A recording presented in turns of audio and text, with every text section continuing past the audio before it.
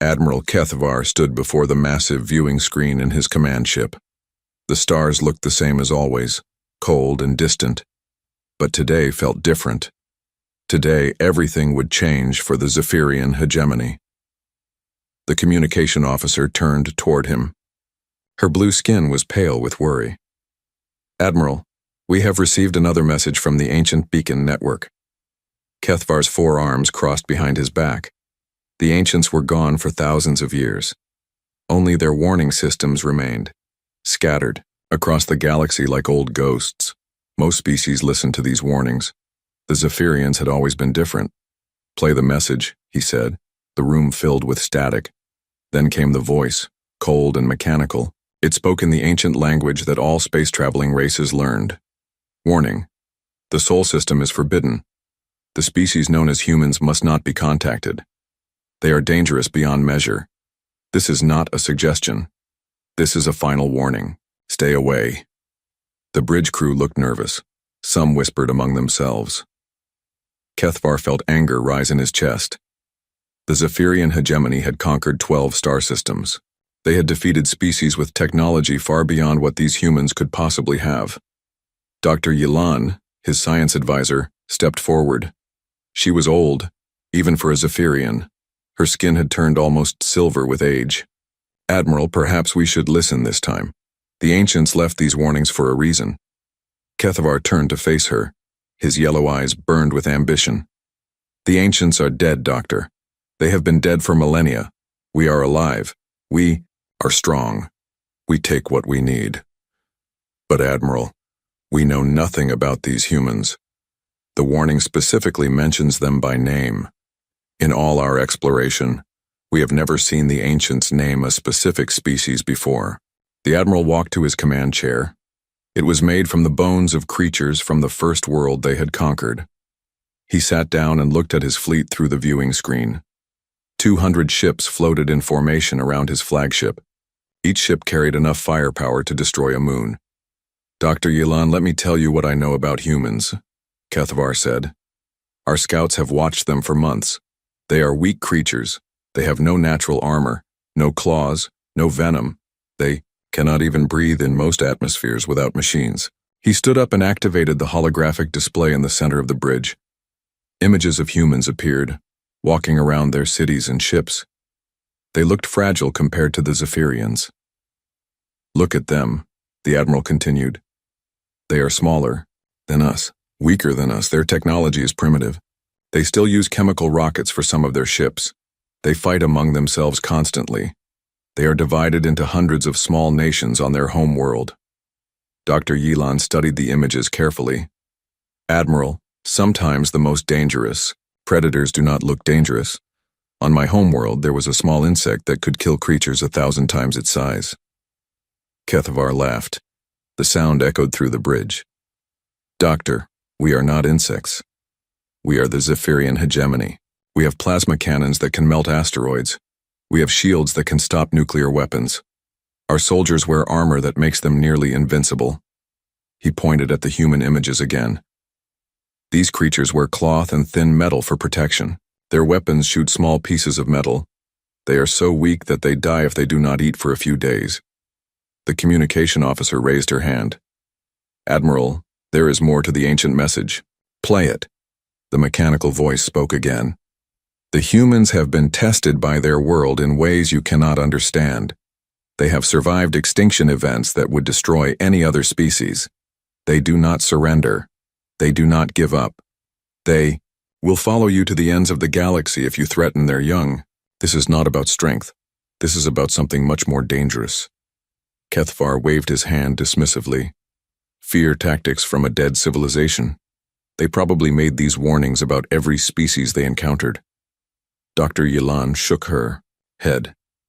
"Admiral, our historical records show that the ancients only left specific warnings about 3 species in the entire galaxy.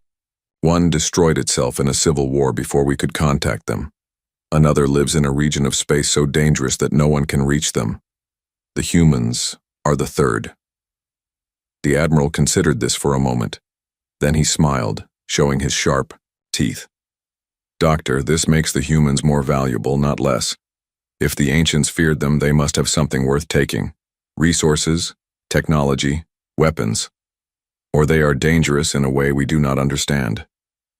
Kethvar turned to address his entire bridge crew. Officers, we have spent 2 years traveling to this region of space. We have invested enormous resources in this expedition. The High Command expects results. He activated the ship's communication system to address the entire fleet. Warriors, of the hegemony, we stand at the edge of human space. Behind us lie our conquered worlds. Before us lies another victory. Yes, the ancients left warnings. But the ancients are dust. We are here. We are strong. We will take what is ours by right of conquest. Cheers echoed from the other ships. The Zephyrian warriors were eager for battle. They had been traveling for months with nothing to fight. Dr. Yelan approached the admiral's chair one last time. Kethvar, I have served under you for many years. I have never questioned your decisions. But this feels different. The humans have had thousands of years to prepare for contact with other species. What if they are ready for us? The admiral looked at her with something like affection. She had been his advisor since he was a young officer. Doctor, if they were truly dangerous, they would have conquered other worlds by now. Instead, they stay in their small system, fighting among themselves. They are exactly what they appear to be, a primitive species ready for conquest. He pressed a button on his chair. The fleet began to move toward the Sol system. Besides, we have studied their communications. They spend most of their time arguing about trivial matters. They cannot even agree on how to organize their own planet. How could they possibly stand against a united fleet? As the Zephyrian ships entered human space, Admiral Kethvar felt confident in his decision. The warnings had been ignored before, and the hegemony had always emerged victorious. Today would be no different. Dr. Yelan returned to her station, but her hands shook as she worked.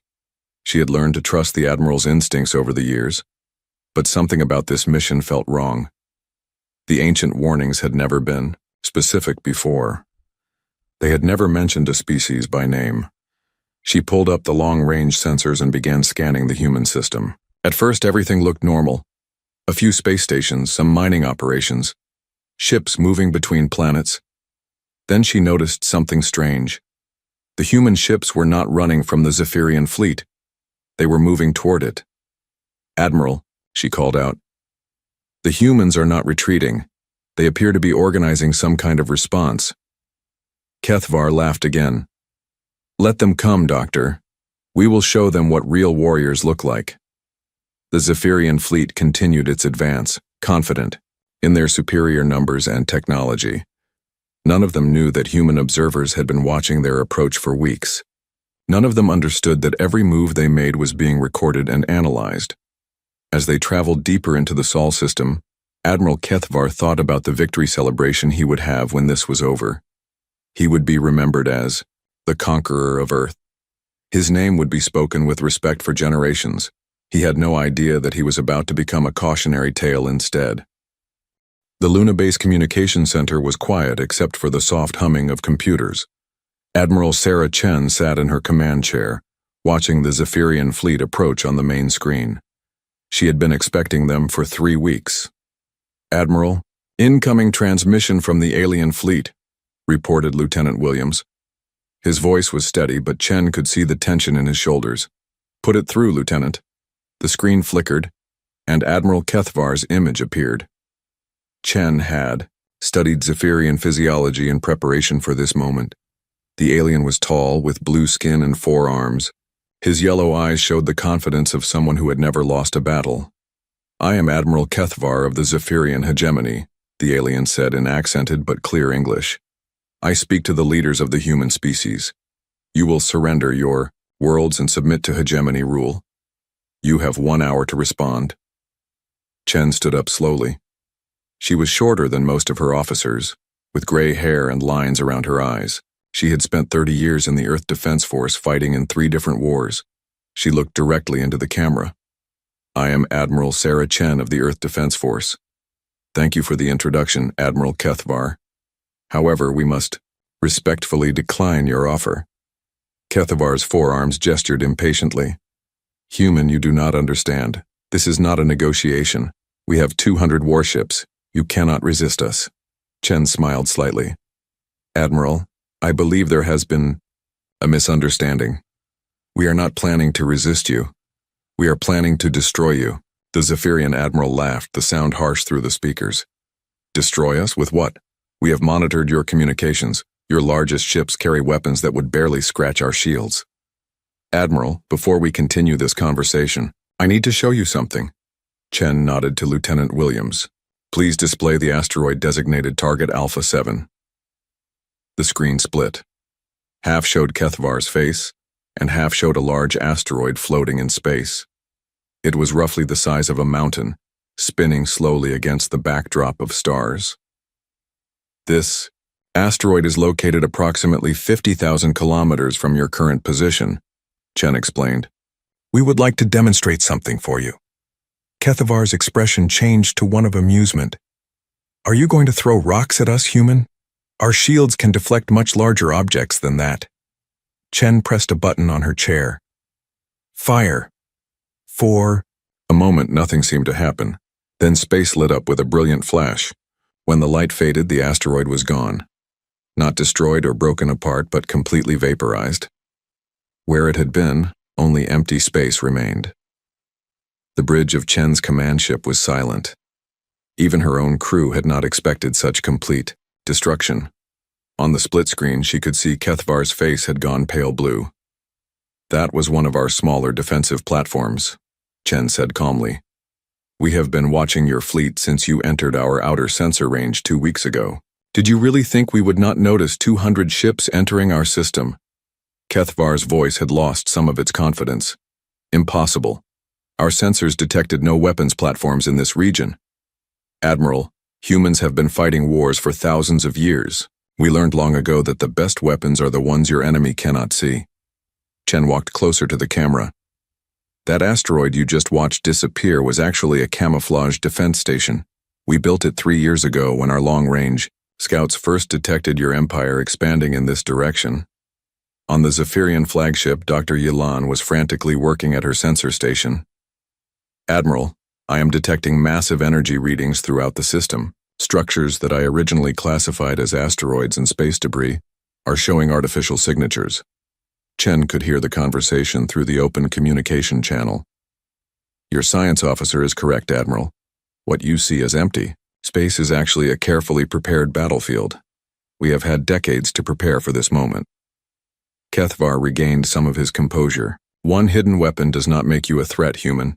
We still outnumber you greatly. Do you? Chen asked. Computer, show Admiral Kethavar our current fleet positions. The space around the Zephyrian fleet suddenly lit up with identification markers. Dozens of human ships appeared on sensors, emerging from behind asteroids, planets, and even from within the solar corona itself. They had been hiding throughout the entire system. As you can see, Admiral, you are currently surrounded, Chen said. Our ships have been in position for days waiting for your arrival. Every one of your vessels is currently targeted by multiple weapon systems. Dr. Yilan's voice was urgent now. Admiral, we are detecting targeting lasers from 17 different directions. They have been tracking us since we entered the inner system. Kethavar stared at the tactical display in disbelief. How did you hide so many ships? Our sensors are among the best in the galaxy. Chen returned to her command chair. Admiral, let me explain something about humans. We are very good at 3 things: hiding, fighting, and dying for what we believe in. Your species conquers worlds through superior technology and numbers. We survive through cunning and determination. She gestured to the tactical display. Every human ship you see has a crew that volunteered for this mission. They know the odds. They know some of them will not survive. They do not care. Do you know why? Kethavar was silent, staring at the overwhelming tactical situation his fleet now faced. Because you threatened our home, Admiral. You threatened our families, our children, our future. Humans do not negotiate with threats to our young. Lieutenant Williams approached Chen's chair. Admiral, we are receiving surrender requests from 3 Zephyrian vessels. Chen shook her head. Negative, Lieutenant. No surrenders will be accepted from individual ships. This is an all-or-nothing situation. She looked back at Kethvar. Admiral, I am going to give you the same choice you gave us. You have 1 hour to withdraw your entire fleet from our system. If you do not, we will destroy every single ship. Kethvar's military training took over. You are bluffing, human. You could not have built so many weapons without our intelligence networks detecting them. Chen smiled, but there was no warmth in it. Admiral, your intelligence networks have been compromised for months. Every piece of information you have about human capabilities has been carefully selected by our intelligence services. We wanted you to come here. We wanted you to underestimate us. She stood up again. You see, Admiral, we learned something important from studying your empire. You always attack species that appear weak and isolated. So we appeared weak and isolated. We made sure your scouts saw exactly what we wanted them to see. Dr. Yilan's voice was barely a whisper now. Admiral, the energy readings from the human weapons are unlike anything in our databases. The weapon that destroyed the asteroid had power output comparable to a stellar explosion. Chen nodded. Your science officer is very observant. Humans have been studying stellar physics for a long time, Admiral. We learned how to harness the power of stars decades ago. The question is, are you prepared to face weapons powered by the sun itself? Kethvar looked at his tactical display again. His fleet, which had seemed so powerful an hour ago, now looked hopelessly outmatched. The humans had turned his entire invasion into a trap. What do you want? He asked finally. We want you to leave, Chen said simply.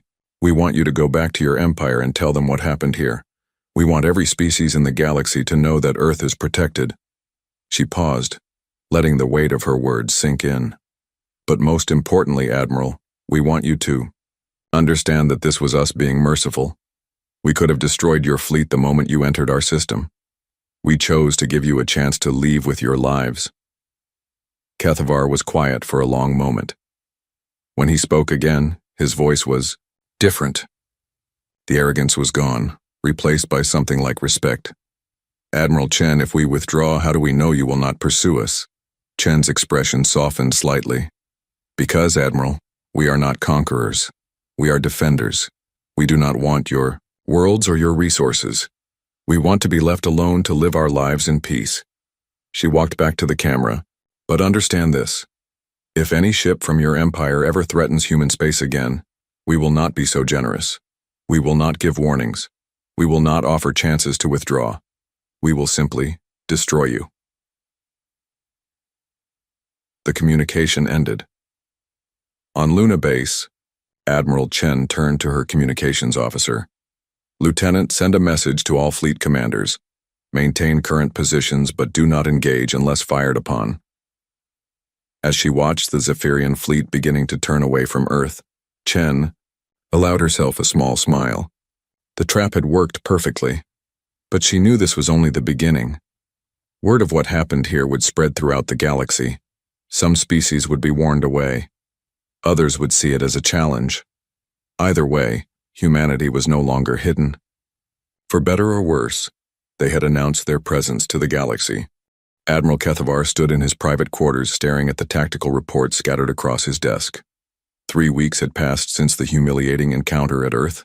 His fleet had withdrawn, but the shame burned in his chest like acid. Doctor. Yilan entered without knocking, something she had never done before. Her silver skin looked almost white with exhaustion. Admiral, we need to talk. About what, Doctor? About how the humans made fools of us? About how our intelligence was completely wrong? Kethvar's voice was bitter. About why we need to stay away from human space, she said, sitting down without being invited. I have been studying everything we recorded during our encounter. Admiral, we barely escaped with our lives. Kethvar turned to face her. They were bluffing, Doctor. No species could build that many hidden weapons without someone noticing. Dr. Yilan activated her portable display unit. Images of the human tactical formation appeared in the air between them. Admiral, look at these positioning patterns. Every human ship was placed with mathematical precision. They had calculated exactly where we would enter their system and planned accordingly. She highlighted different sections of the formation. This is not random placement. This is the result of decades of planning and preparation. They have been expecting us, or someone like us, for a very long time. Kethavar studied the images. Even he could see the obvious tactical superiority of the human positions. So they are good at planning. That does not make them invincible. Admiral, that weapon that destroyed the asteroid generated more energy than our entire fleet combined. And they called it one of their smaller defensive platforms. Dr. Yilan's voice was steady, but her hands shook slightly. I ran the calculations 17 times. The power requirements for that weapon are beyond our current technology. The Admiral walked to his viewing port and looked out at his fleet. Many of his ships showed signs of hasty retreat. Some had been damaged when they tried to probe human defenses during their withdrawal. Doctor, what are you suggesting? That we abandon our expansion into this region of space because one species has better weapons than expected? Dr. Yilan stood up and joined him at the viewing port. Admiral, I am suggesting that we listen to the ancient warnings. The humans are not just another species to be conquered. They are something else entirely. She activated another display, showing intercepted human communications. I have been analyzing their language patterns and cultural references. Admiral, these creatures have been fighting wars continuously for their entire recorded history. Not just wars between nations, but wars that threatened their complete extinction. Kethavar frowned. Many species have histories of warfare. Not like this, Dr. Yilan said. Most species fight until one side wins or until resources run out. Humans fight until everyone is dead, or the threat is completely eliminated. They have a concept they call total war, where entire populations become military targets. She showed him images intercepted from human historical databases. Cities reduced to rubble. Entire continents burned. Weapons capable of destroying all. Life on a planet. Admiral, they developed weapons that could destroy their own world, and then they built thousands of them. They pointed these weapons at themselves for decades, ready to commit species suicide rather than allow their enemies to win. Kethavar studied the images with growing unease. These are just historical records, Doctor. Ancient conflicts. No. Admiral, these weapons still exist. The humans maintain arsenals capable of destroying their planet dozens of times over. They call it mutually assured destruction. They are so comfortable with the idea of extinction that they use it as a peacekeeping strategy. Dr. Yilan activated another set of files. I also intercepted their military training protocols. Admiral, human soldiers are taught that surrender is acceptable only to protect civilians. Military personnel are expected to fight until death. She showed him videos of human military exercises. Soldiers advancing through simulated nuclear battlefields. Training scenarios where entire units sacrifice themselves to complete missions. Combat drills practiced in environments that would kill most species instantly. Look at their training, Admiral. They practice fighting in conditions that would incapacitate our warriors immediately. Extreme heat, toxic atmospheres, radiation, levels that would be lethal to us. And they do this routinely. Kethavar was quiet for a long moment. Doctor, you are describing a species of madmen. No, Admiral. I am describing a species that evolved on a world trying to kill them. They call their planet a death world, and they are not exaggerating. Dr. Yilan pulled up geological data about Earth. Their planet has experienced multiple extinction events, ice ages that lasted for millennia, volcanic eruptions that blocked out their sun for years, asteroid impacts that destroyed most life on the surface. She highlighted different time periods in Earth's history. Any one of these events would have eliminated most species completely. The humans survived all of them. Not just survived, but adapted and became stronger. Kethavar looked at the data with growing concern. How do you know all this? Because they broadcast it freely, Admiral. They are proud of their survival. They study their own near extinctions and learn from them. They have entire scientific disciplines dedicated to understanding how to survive planetary disasters. Dr. Yilan activated one final display. But this is what worries me most, Admiral. I intercepted their military strategic planning databases. They have detailed invasion protocols for every type of terrain and environment imaginable.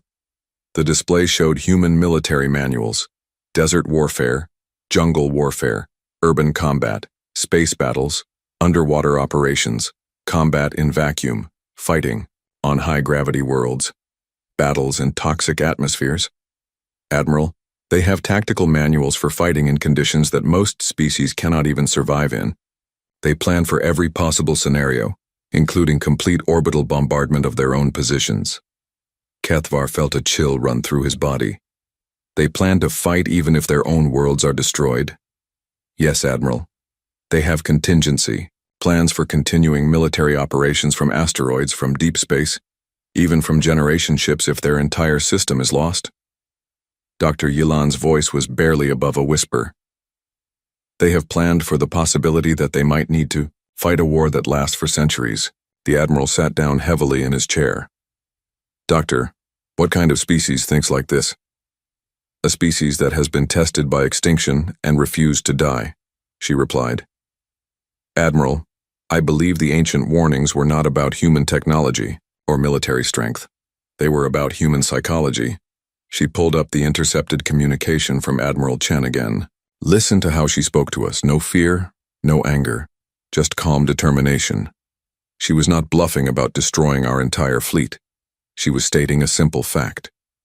Kethvar replayed the conversation in his mind. The human admiral had spoken about destroying his fleet the way most people discussed routine maintenance.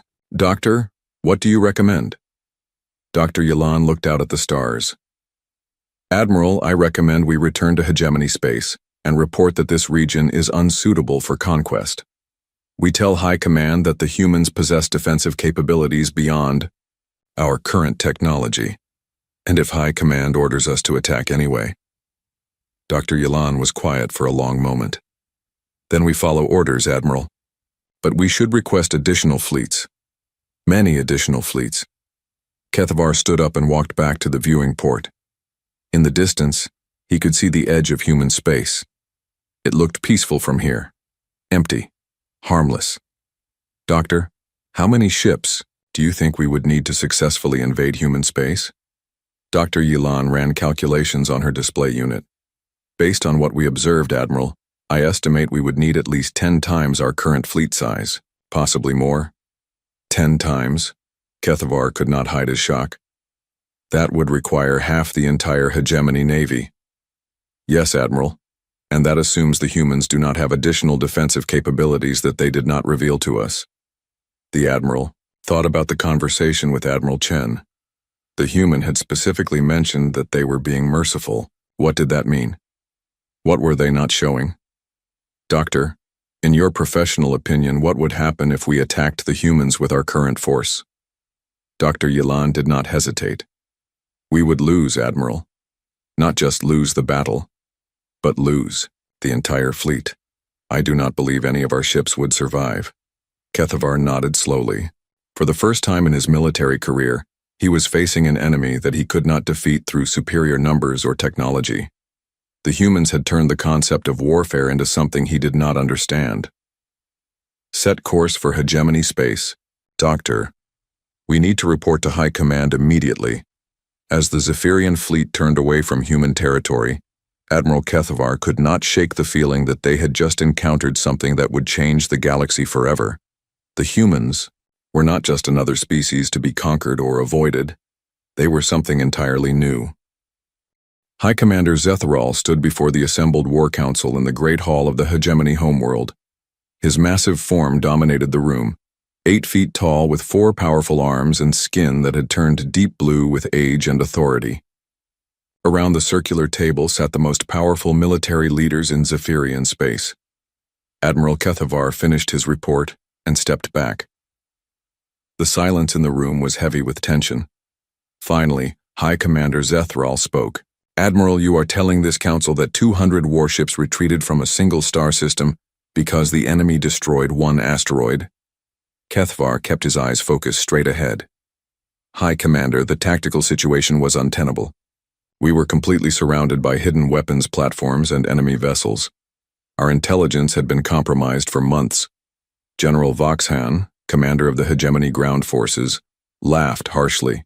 Surrounded by humans? These creatures have no natural weapons. They cannot survive in most environments without artificial assistance. You retreated from prey animals. Dr. Yilan stepped forward. General, may I present the tactical analysis? The holographic display activated, showing the human defensive formation. The assembled commanders studied the positions in silence. As you can see, Dr. Yilan explained, the humans had achieved complete tactical superiority before we even knew they were there. Every approach vector was covered. Every escape route was blocked. Admiral Korthvan, commander of the Eastern Fleets, examined the display closely. This level of coordination suggests advanced planning and communication systems. How long had they been preparing for our arrival? Based on the positioning and construction of their hidden platforms, at least 3 years, Dr. Yilan replied, possibly longer. High Commander Zethral studied the display with growing interest. Show me the weapon that destroyed the asteroid. Dr. Yilan activated the recording. The assembled commanders watched as the mountain-sized rock simply vanished, in a flash of light. Energy output analysis indicates power levels exceeding anything in our current weapons database, she reported. The humans achieved complete matter conversion. No debris remained. The room was quiet for several minutes. Finally, General Voxhan spoke. One powerful weapon does not make them invincible. We have faced advanced technology before. High Commander, Zethral held up one of his 4 hands for silence. Admiral Kethvar, in your professional opinion, could our current fleet defeat the human defenses? Kethvar hesitated. His military career depended on his answer, but his life might depend on his honesty. High Commander, I believe we would suffer catastrophic losses, possibly total fleet destruction. Unacceptable, declared Admiral Korthvan. The hegemony has never retreated from inferior species. Our reputation throughout the galaxy depends on our military supremacy. Dr. Yilan activated another display. With respect, Admiral, I am not certain the humans are inferior. Our analysis of their intercepted communications reveals disturbing information about their capabilities. She showed the commanders examples of human military doctrine, images of weapons testing, records of their wars, training footage of human soldiers. These creatures have been fighting continuously for their entire recorded history, she explained. They have developed military tactics and weapons specifically designed for total warfare. General Voxhan examined the human military footage with interest. They appear to be competent warriors, but they are still physically weak compared to our soldiers. General, physical strength may not be relevant, Dr. Yilan said. Observe their tactical preferences. The display showed human soldiers using explosives to destroy bridges while they were still standing on them, pilots flying aircraft into enemy targets, infantry advancing through artillery bombardments that would kill most species instantly. They routinely sacrifice their own lives to achieve tactical objectives, Dr. Yilan continued. This is not desperation or poor planning. This is standard doctrine. High Commander Zethral leaned forward in his chair. You are saying they prefer to die rather than retreat? I am saying they do not distinguish between acceptable losses and total losses the way we do, she replied. They calculate military objectives based on strategic value, not survival rates. Admiral Korthvan shook his head. Suicidal behavior is a sign of inferior reasoning. It makes them predictable and easy to defeat. Dr. Yilan activated another recording. Admiral, this is from their historical archives, a military action they call the Battle of Thermopylae. The display showed ancient human warriors facing an enemy force dozens of times larger. Instead of retreating, they fought until every defender was dead. They held their position for 3 days against overwhelming odds, Dr. Yilan explained. None of them survived, but they delayed the enemy advance long enough for their allies to prepare defenses. She showed more examples. Human defenders who destroyed their own cities rather than surrender them. Soldiers who continued fighting even when mortally wounded. Entire populations that chose death over conquest. General, they do not fight to win. They fight to prevent their enemies from winning. There is a significant difference. High Commander Zethral stood up and walked to the large viewing screen that showed the stars beyond their homeworld. Dr. Yilan, what is your assessment of human psychology? High Commander, I believe the humans are what their planet made them. They evolved on a world that tried to kill them repeatedly. They survived by becoming impossible to completely destroy. She pulled up geological data about Earth again. Their planet has experienced multiple mass extinction events. Each time, the humans adapted and continued. They learned to survive in any condition, fight in any environment, and never give up. General Voxhan studied the data carefully. Doctor, are you suggesting that we cannot defeat them? I am suggesting that defeating them and eliminating them are two different objectives, she replied. We might win battles, but they will continue fighting until they are all dead, or we are all dead. Admiral Korthvan activated his own tactical display. Even if that is true, we have superior numbers. The hegemony controls 12 star systems. How many worlds do the humans control? One system, Admiral, but population analysis indicates they have over 7 billion individuals. The number caused stunned silence in the room. Most Zephyrian worlds had populations in the millions. The humans had more people in one system than the entire hegemony. 7 billion warriors? General Voxhan asked quietly. Potentially, yes, Dr. Yilan replied. Their historical records show that they mobilize entire populations during existential conflicts. Men, women, children, elderly, all become part of the war effort. High Commander Zethral returned to his chair. Show me more of their weapons. Dr. Yilan displayed human nuclear arsenals, chemical weapons, biological warfare agents, orbital, bombardment systems, weapons designed to destroy entire planets. High Commander, they have developed weapons specifically designed to eliminate all life on a world, including their own world. They call these weapons doomsday devices, and they maintain them in active status. She showed launch facilities and missile silos. They have enough nuclear weapons to destroy any planet multiple times over, and they have demonstrated willingness to use them. Admiral Kethvar spoke up. High Commander, during our encounter, the human admiral mentioned that they were being merciful. I believe they could have destroyed our entire fleet before we even knew they were there. Why did they not attack immediately? Asked General Voxhan. Dr. Yilan considered the question. Based on their behavioral patterns, I believe they wanted to send a message. They wanted us to return home and warn others to stay away. High Commander. Zethral was quiet for a long time, studying all the data. Finally, he spoke. Council, I am faced with a difficult decision. We can attack the humans with overwhelming force and likely achieve victory, but the cost would be enormous. He stood up again. Or we can accept that some regions of space are not worth conquering.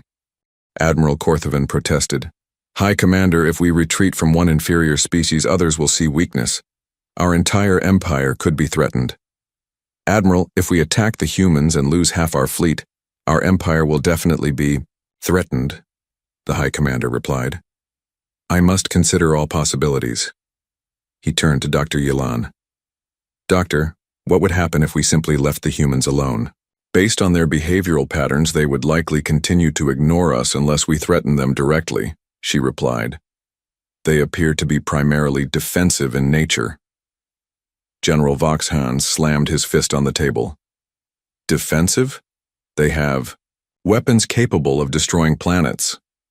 Yes, General, but they have had those weapons for decades and have never used them for conquest. They could have expanded into neighboring systems long ago, but they chose not to. High Commander Zethral made his decision. Admiral Kethvar, you will take a fleet of 1,000 ships to human space. You will demonstrate hegemony strength and demand their surrender. Kethvar felt his blood turn cold. High Commander, I respectfully request additional support. Dr. Yilan's analysis suggests, Admiral, you have your orders. We cannot allow one species to dictate terms to the hegemony, regardless of their capabilities.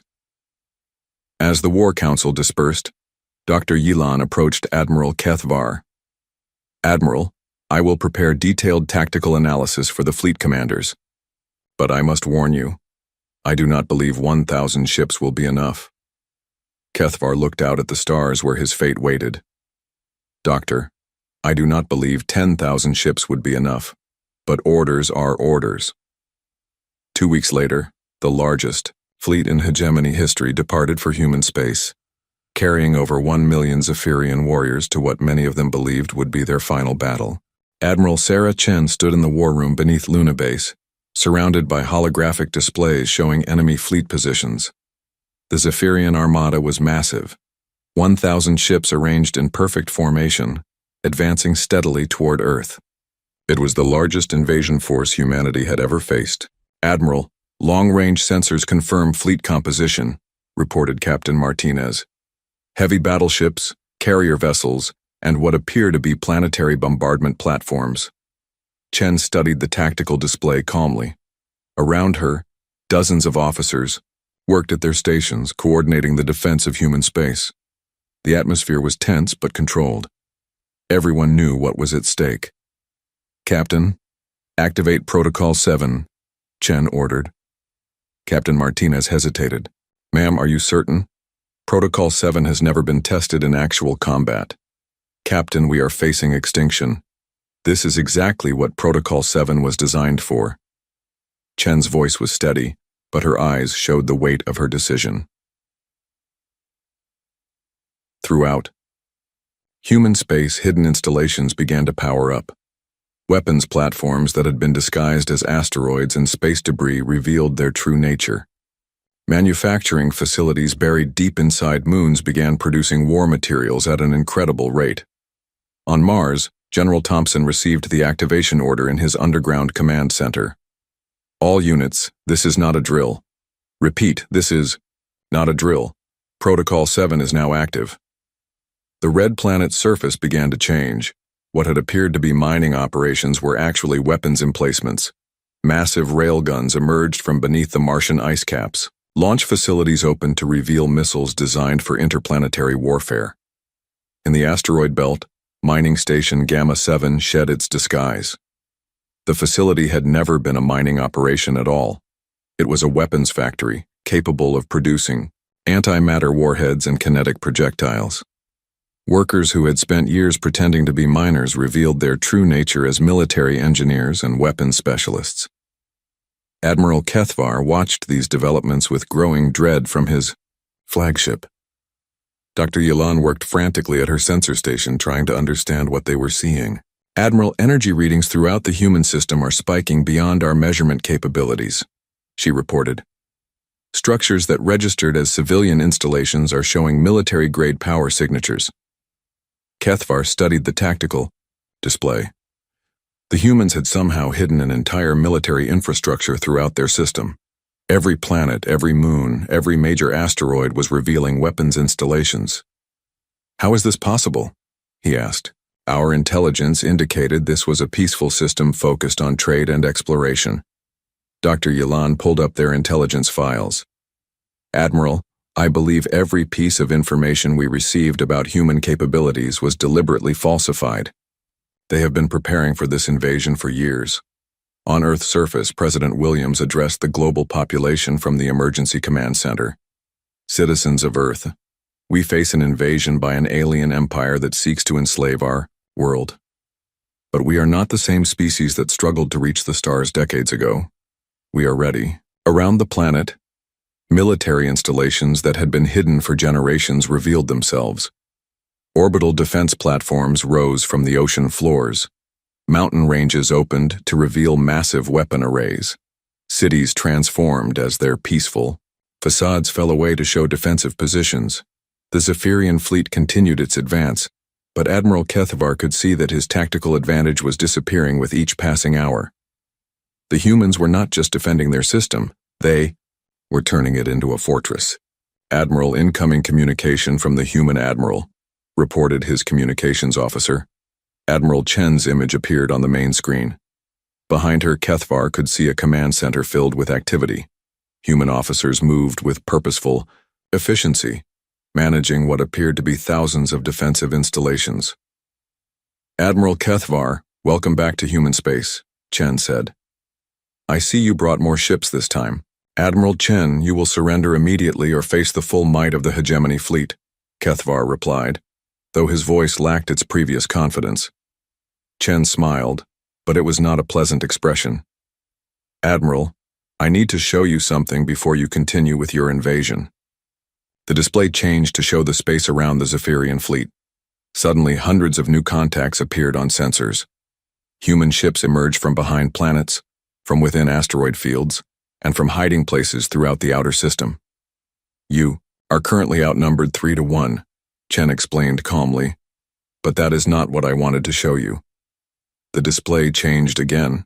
This time it showed weapons platforms throughout the solar system, all targeting the Zephyrian fleet. The number of targeting lasers was overwhelming. Admiral, you are currently being targeted by over 10,000 individual weapons systems. Each one is capable of destroying a ship your size. Many of them are capable of destroying your entire fleet. Dr. Yilan's voice was barely a whisper. Admiral, the power readings. Some of these weapons are generating energy equivalent to stellar output. Chen continued speaking. Admiral Kethvar, I offered you mercy once before. You chose to return with a larger fleet. This time, there will be no mercy. Kethvar felt his command authority slipping away as fear spread through his fleet. Admiral, Chen, surely we can negotiate. No, Chen said simply. You came here to conquer our world and enslave our people. There are no negotiations with slavers. She paused, letting the weight of her words sink in. However, I will offer you one final choice. You can surrender your entire fleet unconditionally, or you can be destroyed where you stand. Surrender? Kethvar could barely comprehend the concept. The Zephyrian hegemony had never surrendered to anyone. Yes, Admiral. Complete and unconditional surrender. Your ships will be disarmed. Your crews will be processed as prisoners of war. Your empire will be contacted and informed that any further aggression toward human space will result in immediate retaliation. Admiral Chen leaned forward slightly. Or you can fight, Admiral. But understand that if you choose to fight, none of your ships will survive. None of your crews will return home. Your empire will receive only the wreckage of your fleet as a message. Dr. Yilan activated her private communication with Admiral Kethvar. Admiral, our tactical analysis indicates Admiral Chen is not bluffing. The weapons targeting our fleet could destroy us completely. Kethvar looked at his own tactical display. His 1,000 ships, which had seemed so powerful when they left hegemony space, now looked pitifully small compared to the defensive network the humans had revealed. Admiral Chen, if we surrender, what guarantee do we have that you will honor the terms? Chen's expression softened slightly. Admiral, humans honor agreements made in good faith. Your crews will be treated according to our rules of war. You will be given adequate food, medical care, and living conditions. She gestured to someone off-screen. In fact, we have prepared facilities for exactly this situation. We have been expecting you for some time. Kethvar realized the humans had planned for his surrender before he had even arrived. They had prepared prisoner of war facilities, negotiated surrender terms, and established protocols for handling captured Zephyrian forces. Admiral, you have 60 seconds to decide, Chen said. Surrender or die. Those are your only options. Throughout the Zephyrian fleet, ship commanders waited for their admiral's decision. Many of them had families back home. Some had children, who would never know their fathers if this battle was fought. Dr. Yilan approached Kethvar's command chair. Admiral, there is no shame in surrendering to a superior force. Our duty is to preserve the lives of our crews. Kethvar thought about High Commander Zethral and the War Council. They had sent him here believing that superior numbers would guarantee victory. They had no idea what the humans were truly capable of. Admiral Chen, he said finally, the Zephyrian fleet surrenders. The words felt like poison in his mouth, but he knew they were the only words that would save the lives of his 1,000,000 warriors. Very good, Admiral, Chen replied. Please power down your weapons and prepare to receive boarding parties. Your cooperation in this process will be noted and appreciated. As Zephyrian ships began shutting down their weapon systems, Admiral Kethvar realized that everything had changed. The humans were not just another species to be conquered or avoided. They were the new power in this region of space, and the hegemony would have to learn to live with that reality. 6 months had passed since the surrender of the Zephyrian fleet. Admiral Kethvar sat in his quarters aboard the human prison ship Redemption, staring out at Earth through the reinforced viewing port. The blue and green world looked peaceful, from space, nothing like the fortress it had revealed itself to be. The door chimed and Admiral Sarah Chen entered. This had become a weekly routine, informal conversations between the two commanders. Kethvar had learned to respect the human, Admiral, even if he did not understand her. Admiral Kethvar, how are you adjusting to the new quarters? Chen asked, taking a seat across from him. The accommodations were better than many military barracks Kethvar had lived in during his career. Clean, comfortable, with access to entertainment and communication systems. The humans had been surprisingly generous with their prisoners. Well enough, Admiral Chen, though I confess I do not understand your people. Chen poured herself coffee from a thermal container she had brought. The smell reminded Kethvar of his first taste of human culture. Everything about these creatures was different from what he had expected. What puzzles you most? She asked. Kethvar gestured toward Earth. You had weapons capable of destroying my entire fleet before we even fired a shot. You could have ended the battle in minutes. Instead, you gave us chances to surrender, treated our wounded, provided comfortable imprisonment for our crews. Chen sipped her coffee thoughtfully. Admiral, what would destroying your fleet have accomplished? Victory, complete elimination of the threat to your world. And what would happen next? Chen asked. Your high command would send another fleet, then another. Eventually, we would have to destroy your entire civilization to ensure our safety. Kethvar frowned. Is that not what conquerors do? Chen set down her coffee and looked directly at him. Admiral, we are not conquerors. We are defenders. There is a crucial difference. She activated a small display unit and showed him images of human history. My species has seen what happens when powerful civilizations believe conquest is their right. We have been conquerors ourselves and we have learned from our mistakes. The images showed human wars throughout history, empires rising and falling, cities destroyed and rebuilt, millions of lives lost to the ambitions of leaders who believed might made right. We learned that conquest creates more enemies than it eliminates. Chen continued. Every world you conquer has children who grow up planning revenge. Every species you enslave will eventually find a way to fight back. Kethvar studied the historical images. But you defeated us completely. You could rule this region of space, if you chose. Chen laughed, a sound that Kethvar had learned to appreciate. Admiral, we have no interest in ruling anyone. We have enough trouble governing ourselves. She showed him more recent images. Human colonies, space stations, research, facilities. We are explorers, Admiral. We want to learn about the universe, discover new worlds, meet new species. Conquest would interfere with those goals. Then why did you build such powerful weapons? Why prepare for war if you do not intend to fight? Chen's expression became serious. Because sometimes, Admiral, the only way to preserve peace is to be prepared for war. We built those weapons to protect ourselves, not to threaten others. She stood and walked to the viewing port. Do you know what we discovered when we first detected your empire expanding in this direction? Kethvar shook his head. We studied your history, your methods, your treatment of conquered species. Chen's voice carried a note of sadness. We learned that you enslaved entire populations, stripped worlds of their resources, destroyed cultures that had existed for thousands of years. She turned back to face him. Admiral, we could not allow that to happen to us. So we prepared. Kethvar was quiet for a moment. Admiral Chen, what will happen to my crews, to my empire? Chen returned to her seat. Your crews will remain here until we can negotiate a proper peace treaty with your high command. They will be treated well, given useful work, and allowed to communicate with their families. She paused.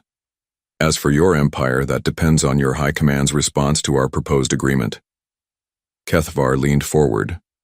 What agreement? Chen activated another display, showing a detailed document. A non-aggression pact.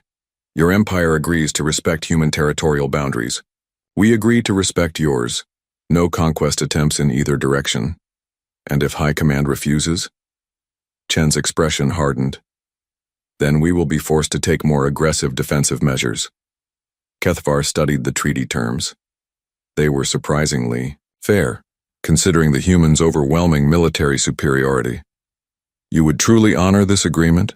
You would not expand into hegemony space? Admiral, we have no interest in your territory, but we will defend our own with everything we have. Chen stood up. There is something else you should know, Admiral. Your surrender saved more than just your fleet. She activated a new display, showing weapons installations throughout the solar system. The weapons you saw were only a fraction of our total defensive capability. We have weapons that could sterilize entire star systems, Admiral. Weapons that could hunt down and destroy every ship in your empire. Kethvar felt his blood run cold. Why are you telling me this? Because I want you to understand the choice your High Command faces, Chen replied.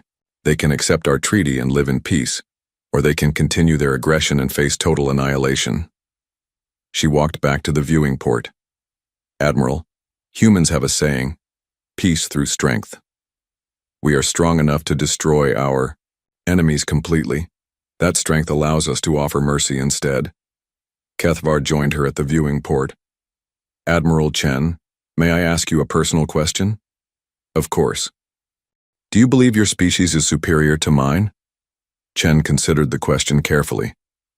Admiral, I believe every species has strengths and weaknesses. Your people are excellent engineers and disciplined soldiers. You have built an impressive civilization. She paused. But your culture has a fundamental flaw. You believe that might gives you the right to rule others. That belief will eventually destroy you. And humans do not have this flaw? Chen smiled sadly. Oh, we have it. Admiral, we struggle with it constantly. The difference is that we have learned to recognize it as a flaw rather than celebrate it as a virtue. A communication alert sounded. Chen activated her personal communicator. Admiral, we have received a response from the Zephyrian High Command, reported Captain Martinez. Chen looked at Kethvar. Admiral, would you like to hear your government's response? Kethvar nodded, though he feared what he might learn. High Commander Zethral has agreed to negotiate a peace treaty, Martinez continued. He is requesting a formal diplomatic meeting. Chen smiled. Excellent. Captain, please prepare our diplomatic facilities and inform the High Commander that Admiral Kethvar will be present as a representative of the Zephyrian military. After Chen left, Kethvar remained at the viewing port, staring at Earth. In 6 months of imprisonment, he had learned more about humans than years of intelligence, reports had taught him. They were not the primitive prey species his empire had believed them to be. They were something far more dangerous, a species that had learned to combine overwhelming military power with restraint and wisdom. Dr. Yilan entered his quarters, carrying a datapad filled with her latest research. Admiral, I have been analyzing human cultural and historical data, she said. I believe I understand why the ancients warned against contact with this species. Kethvar turned from the viewing port. Explain. It is not about their weapons or their military strength, she said. It is about their approach to conflict resolution. She activated her display, showing comparative data about various galactic civilizations. Most species follow predictable patterns, Admiral. They expand until they encounter resistance, then either retreat or fight until one side is destroyed. And humans. Humans do something different. They plan for conflicts that may not happen for generations. They prepare for enemies they have not yet met. They develop contingency plans for scenarios that most species would consider impossible. Dr. Yilan highlighted specific examples from human history. They have spent centuries studying warfare, Admiral. Not just how to fight, but when to negotiate, and when to show mercy. You believe this makes them more dangerous than simple aggressors? I believe this makes them impossible to defeat through conventional means, she replied. An aggressive species can be contained or destroyed, but a species that combines overwhelming power with strategic patience, that is something entirely new. Kethvar thought about his conversations with Admiral Chen. The human had demonstrated exactly the kind of strategic thinking Dr. Yilan described. "Doctor, what do you believe will happen during the peace negotiations?" Dr. Yilan was quiet for a moment. "Admiral, I believe the humans will offer us something we have never had before, which is a chance to evolve beyond conquest, a chance to become something better than what we are."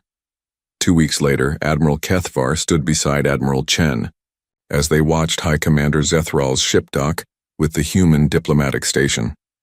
The peace negotiations were about to begin, and the future of both species hung in the balance. As the Zephyrian leader emerged from his ship, Kethvar realized that everything his empire had believed about strength and conquest was about to change. The humans had taught him that true power lay not in the ability to destroy enemies, but in the wisdom to turn them into allies. The galaxy would never be the same,